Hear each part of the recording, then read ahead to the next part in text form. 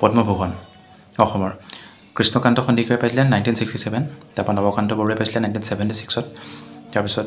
1983 পাইছিলে বেণুধৰ শৰ্মাই মৰণোত্তৰভাৱে তেওঁ পাইছিলে তাৰপৰা 1992 পাইছিলে ছৈয়দ আব্দুল মালিক আৰু 1992ত আৰু এজন ব্যক্তিয়ে পাইছিলে তেওঁ হ'লে বিজয় চন্দ্ৰ ভাগৱতী তেওঁ পাইছিলে আৰু 1999ত পাইছিলে পুষ্পলতা দাস 2001 চনত পাইছিলে ডক্টৰ ভূপেন হাজৰিকা 2005 চনত পাইছিলে মৃণাল মিৰিয়ে পাইছিলে আৰু 2007 চনত চন্দ্ৰপ্ৰসাদ শইকীয়াই পাইছিলে তেওঁ পাইছিলে পদ্মভূষণ মৰণোত্তৰভাৱে আৰু 2014 চনত পাইছিলে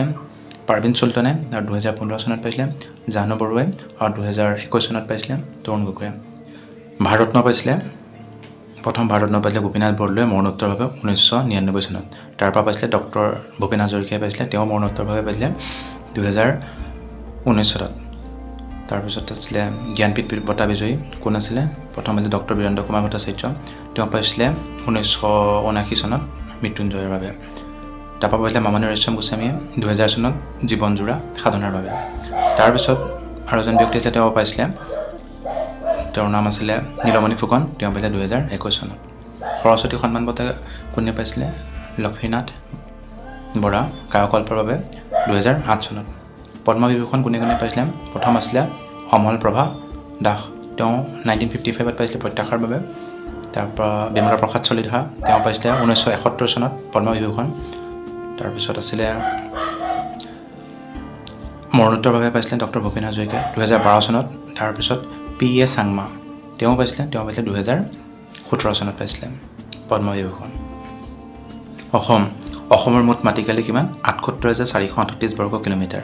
ইয়াত বনাঞ্চলৰ মুঠ মাটিকালি কিমান ২৫,৯৭৭ বৰ্গ কিলোমিটাৰ ইয়াৰ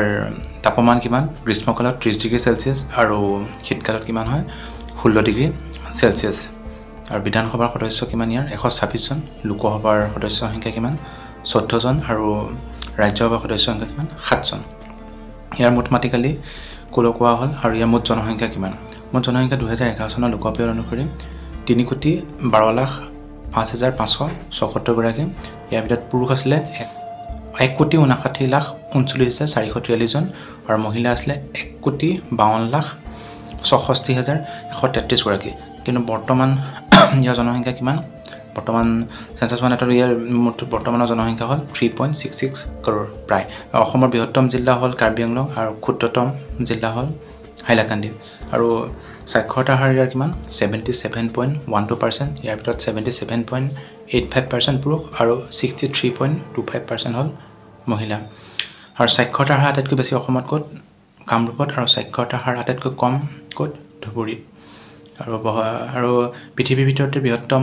নদীদ্বীপ মাজুলী ইয়াতে অৱস্থিত আৰু পৃথিৱীৰ ভিতৰতে ক্ষুদ্ৰতম নদীদ্বীপ উমানন্দ ইয়াতে অৱস্থিত আৰু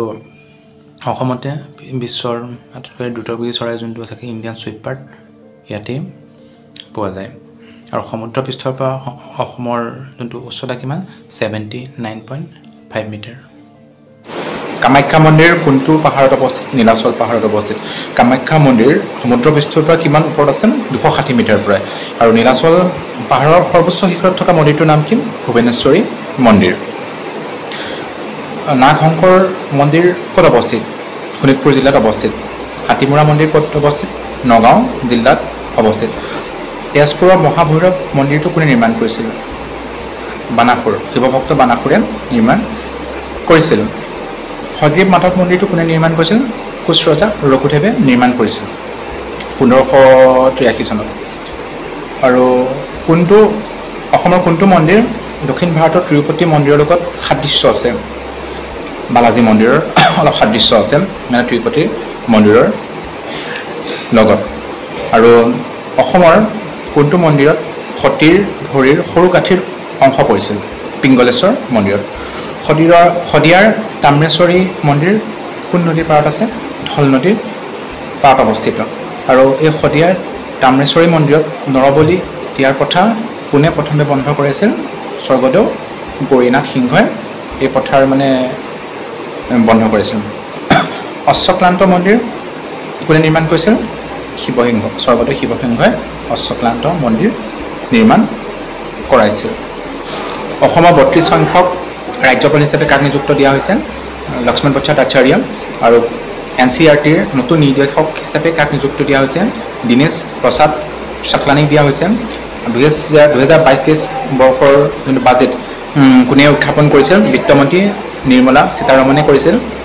আৰু ভাৰতীয় ৰিজাৰ্ভ বেংকে কোনটো বেংকৰ ওপৰত 1.73 কোটি টকাৰ জৰিমনা আৰোপ কৰিছিল HSBC বেংকৰ ওপৰত মুম্বাইত জলটেক্সি উদ্বোধন কোনে কৰিছিলে সৰ্বানন্দ সোণোৱাল ডাঙৰীয়াদেৱে কৰিছিল টুইটাৰৰ CEO জনৰ নাম কি লিণ্ডা ইয়াকাৰিনো নতুন CEO হয় এতিয়া টুইটাৰৰ তেওঁ আৰু উত্তৰ পূব ভাৰতত প্ৰথমতে এতিয়া মাছ সংগ্ৰহালয় ক'ত হ'ব বুলি নিৰ্ধাৰণ কৰাইছে অৰুণাচল প্ৰদেশ ভাৰতে কোনখন ৰাজ্যৰ ক্ষেত্ৰত সৌৰ শক্তি মিত্ৰতা মানে সৌৰ মিত্ৰতা শক্তি চুক্তি স্বাক্ষৰ গ্ৰহণ কৰিছে হাংগেৰীৰ লগত কৰিছে জানুৱাৰী 2022ত কোনখন দেশে যোগ মহোৎসৱৰ বাবে প্ৰথমবাৰৰ বাবে আয়োজন কৰে এখন দেশ হৈছে সৌদি আৰব 2021 চনত ভৱেন্দ্ৰনাথ পুৰণি বঁটা কাক দিয়া হয় শৰ্মিষ্ঠা প্ৰীতমক দিয়া হৈছে all India the pipeline Saga কোনে লিখিছিল অৰূপ কুমাৰ দত্তই তেওঁ লিখিছিল all India the pipeline Saga নামৰ বুকখন লিখিছিল পৃথিৱীৰ প্ৰথম মহিলা মহাকাশচাৰী কোন আছিল ভেলেণ্টিনা তেৰাস্কভা আৰু ৰেফ্ৰিজাৰেটৰ কোনে আৱিষ্কাৰ কৰিছিল গাছ নামৰ এজন আমেৰিকাৰ ইঞ্জিনিয়াৰে ৰেফ্ৰিজাৰেটৰ আৱিষ্কাৰ কৰিছিল মংগল গ্ৰহত নিক্ষেপ কৰা মহাকাশযানখনৰ নাম কি আছিল পাথ ফাইণ্ডাৰ আছিল ইলেক্ট্ৰন কোনে আৱিষ্কাৰ কৰিছিল ছাৰ জে থমছনে আৱিষ্কাৰ কৰিছিল কি কৈছিল ইলেক্ট্ৰন আৱিষ্কাৰ কৰিছিল বেক্টেৰিয়াৰ আৱিষ্কাৰ কোনে কৰিছিল লিউৱেনহুকে বেক্টেৰিয়াৰ আৱিষ্কাৰ কৰিছিল আৰু এলুমিনিয়াম কোনে আৱিষ্কাৰ কৰিছিল এলুমিনিয়ামৰ আৱিষ্কাৰ কৰিছিল বক্সাইট কোনবিধ খাদ্যৰ পৰা আমি বেছি কেলৰি পাওঁ মেট বা ফেটছ তাৰ পৰা গাখীৰত বেছিকৈ কি থাকে গাখীৰত বেছিকৈ থাকে গাখীৰত থাকে কেলছিয়াম বেছিকৈ থাকে আৰু গাখীৰত যোনটো পানী মিহলোৱা পদ্ধতি এই পদ্ধতিটো ধৰা পৰা যন্ত্ৰ বা সঁজুলিবিধ কি আছিলে লেক্ট্ৰমিটাৰ ভূমিকম্পৰ প্ৰাবল্য কেনেকৈ জোখা হয় ৰিক্টাৰ স্কেলত জোখা হয় আৰু ভূমিকম্পৰ যোনবোৰ তৰংগ দৈৰ্ঘ্যবোৰ ক'ত লিপিবদ্ধ কৰা হয় চিস্মগ্ৰাফ তাত লিপিবদ্ধ কৰা হয় চুনামীৰ অৰ্থ কি চুনামীৰ অৰ্থ হ'ল পোটাশ্ৰয়ৰ ঢৌ ভিটামিন এৰ অভাৱত কি হ'ব পাৰে পুখুৰীকণা আৰু ভিটামিন বিৰ অভাৱত কি বেমাৰ হ'ব পাৰে বেৰি এই বেমাৰটো হ'ব পাৰে কোনবিধ ধাতুৰ গলনাংক আটাইতকৈ বেছি টাংটেন ধাতুৰ গলনাংক আটাইতকৈ বেছি হিৰোশ্বিমা আৰু নাগাচাকিত যিটা বম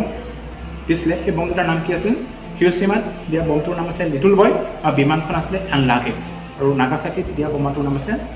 ফেটমেন গা ধোৱা চাবোনত কি ধাতু থাকে পটেছিয়াম কে কাপোৰ ধোৱা চাবোনত কি ধাতু থাকে ছডিয়াম আৰু ইয়াৰ ৰাসায়নিক নাম হ'ল ছডিয়াম হাইড্ৰকাৰ্বনেট NaCO3 আমি খোৱা নিমখত কি ধাতু থাকে ছডিয়াম ক্লৰাইড NaCl2